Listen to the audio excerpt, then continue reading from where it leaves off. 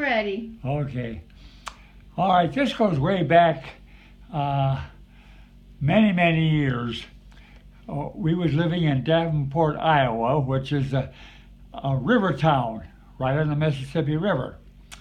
And for any of you that have read anything about the Mississippi River, you've probably heard about the big paddle boats that cruise the river. They can be several stories high, and they're propelled by a paddle in the back that goes around and round and round. You've probably seen them in movies and this sort of thing. But anyway, we had some relation move down or come down to visit us from Aberdeen, South Dakota. And this family had two daughters, Doris and Betty.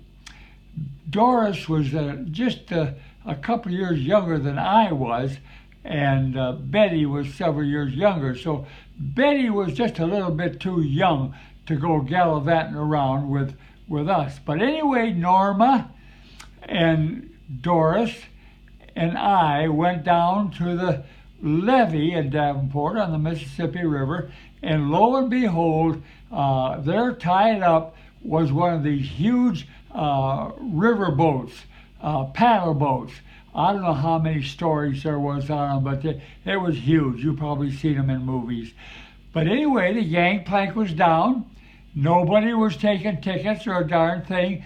So we said, well, let's go see what the inside of one of these dudes looks like. So we went inside. Nobody stopped us or nothing. And we went inside and started looking around everything. And we got up to the top deck, and there were several lawn chairs there and whatnot. So we thought, well, let's just take it easy here. So we all sprawled out on a deck chair and was not paying much attention to what was hell was going on. All of a sudden we realized we was out in the Mississippi River. We was floating. And we didn't think too much about it because we started heading across the river, which would have been to Rock Island, Illinois. And we thought, oh boy, this is all right. He's just going to go over to Rock Island. He'll tie up. We'll get off, walk across the bridge, and go back home. But he didn't do that. He got out in the Mississippi, in the middle of the river to the main channel, and he turned downriver, and where he went. And we thought, holy moly, where the heck are we going to end up? Well, we didn't fret around too much about it. First place, we were stowaways and whatnot. So we thought, well, let's just wear this thing out. And we tootled down the river to the next river town of any size, which was Muscatine. And so when the boat docked at Muscatine, of course, we got off. And still, nobody ever checked us for tickets or a darn thing. Well, Norma was going with her boyfriend, Forey Harris. And so we decided that Norma was to call Forey and see if he wouldn't come down to Muscatine and pick us up, because we didn't have enough money to pay a bus fare or anything back. So that's what we did.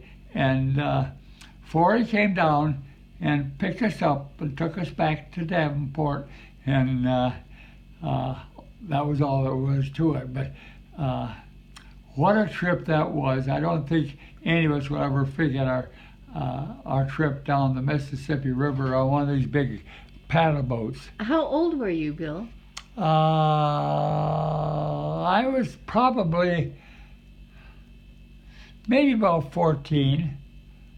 Yeah, I would say about 14. 14, maybe 15, I don't know, right in there, 14 or 15.